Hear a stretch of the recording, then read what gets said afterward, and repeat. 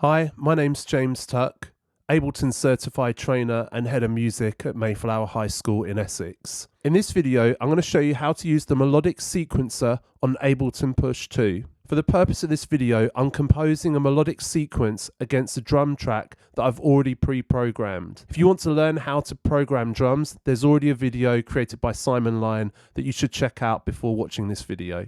Here's my beat that I've already programmed in.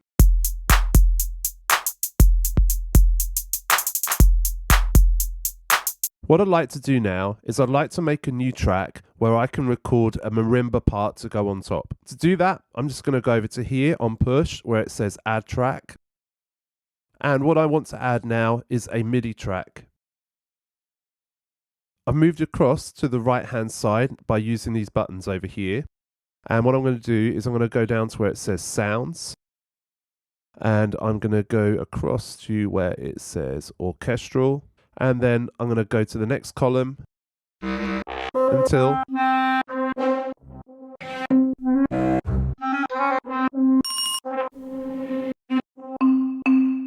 there we go. There's my marimba that I'd like to add, and I'm going to press load. Push's current display is now what we'd call the session view. What I want to do is I want to be able to play in some notes, so I'm just going to press this button over here that says note. And it's now changed to this view where I could go and play it in. But for this tutorial, what we're going to do is we're going to look at using sequencers on Push. To access the sequencer, we need to go to where it says Layout on Push on the right hand side. I'm going to press that once, and that's going to take me now to the Melodic sequencer view. At this point, I can now start to use this grid to play in notes. Before I do that, I just want to double check the scale that I'm going to be working in. So for this tutorial today, I want to work in C minor. So I'm going to press the scale button, and then using the arrows, I'm just going to go down to where it says minor on here, and I've already got C selected on the display. If I wanted to work in another key like E flat minor, I could. All I've got to do is just press the E flat button, and now I'll have that in the right place. My next tip for you at this point is to go and press the button that says clip on the top right hand side. When you press that, it's going to allow us to see the clip that we're programming into Ableton Live, but on Push's screen. And that will become apparent why we want to do that in just a moment. Now all you need to do is to be able to just play your notes on the grid. So as it's currently working at the moment, this is the note C, and up here is C as well. Depending on what scale you've got selected, it will depend on what note is what along this particular grid. To help you identify the tonic of any key, these are a whiter color that's on here. It's quite difficult to see on this camera, but hopefully you'll be able to see in real life on your own device. So I'm going to start to program in a melody on my marimba.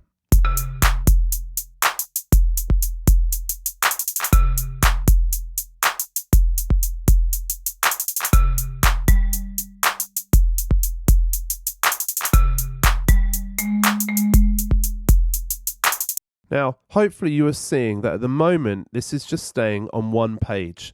Now, the reason why it's staying on one page for the moment is that I'm currently working in eighth notes, and I have 2 bars worth of material for this particular clip that I'm working with. I'd recommend starting with eighth note division, so it allows you to see one complete bar on Push's display. The other advantage about using the clip view at the top here is so you can actually see why we can't actually go across and see the other page that we're working on. So to move across to the other page, or the other bar in this instance, we just press the page button to move across. Now if I press play, we won't be able to see the first set of notes, but we'll be able to hopefully start programming the next.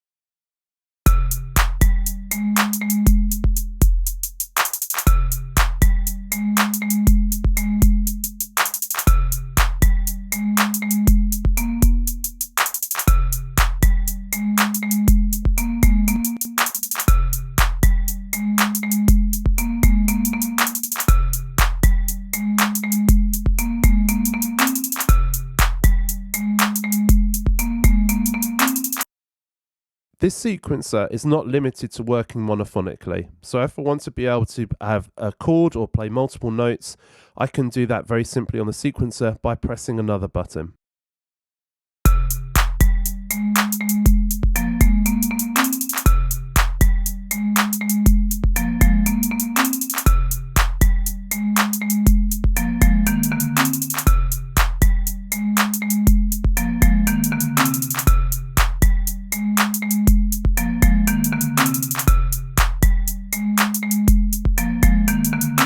I would like to be able to have the pages scroll automatically, all you need to do is hold the page right button or page left button and that will activate it for you. Let's have a look.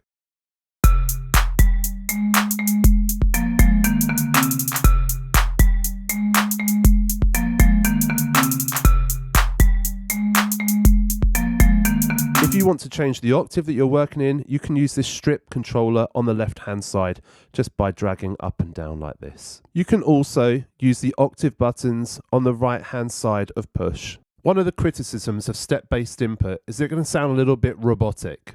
What we're going to look at now is a feature on Push that allows you to be able to change some of those features to make it sound more human. So what I'm going to do first is I'm going to change over to the second page. And what I'm going to do is, for this section here where there's two voices, I want to be able to get it to change the velocity over time. Because as we can see on Ableton's screen just here, is that these velocities are all set to 100. So to be able to edit them on Push, all you need to do is press and hold on the actual notes that you want to change. So I'm just going to use these two here. And then what I'm going to do is I'm going to go to where it says velocity and just turn that down. And what I'm going to do is I'm going to get these to ramp so they get louder over time.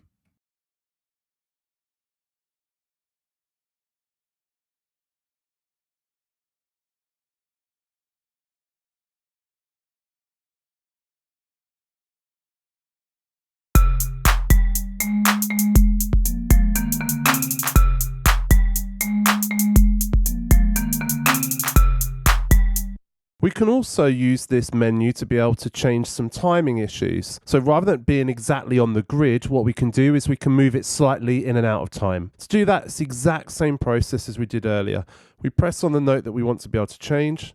So in this instance, I want to change this one. And I'm going to nudge it across by using the nudge tool. And I'm just going to move it just slightly out of time. And I might do the same with the other one as well. So it's just slightly out.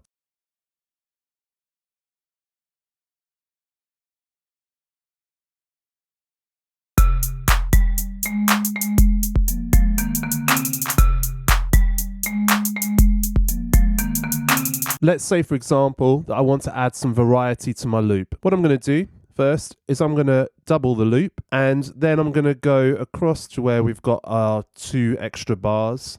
And one of the first things I could do is I could just get rid of a note that's already there by pressing on it and then putting another one in its place. Let's say, for example, as well, that I want to be able to change to add something in semiquavers or 16th notes. So I can just press that now. And I can see on here, this is why this is really helpful to have the screen on clip mode at the top of what area I'm now focused on, because obviously the resolution of this has changed as a result of changing it to 16th notes.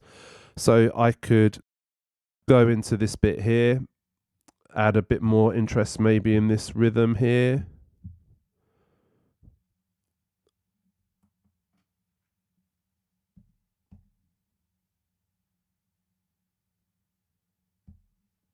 Let's add some extra notes there and let's try it out.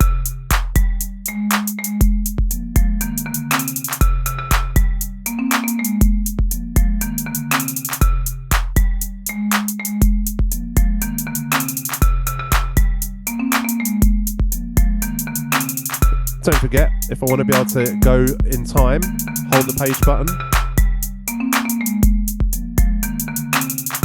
So that's just a nice way to quickly create some variation in your music. There are other controls on Push, so you don't have to be able to just double the loop. What you could do is you could extend the loop length by just using the loop length extend on here. You just turn it to the right and it will do it by whole bar numbers. If you don't want the loop to be able to be based on bar numbers only, you want them to be slightly off kilter, that's easy to do. If you hold the shift button over here and then use the loop length, it will do it by 16th notes. So you can move that like that really easily. I hope you found this tutorial useful. In a future episode, I'll be showing you how you can use a different step sequencer in Live to be able to program chords as well as melodic material. Feel free to reach out via email or the social media feeds that you can see on screen right now. And until next time, happy music making and take care.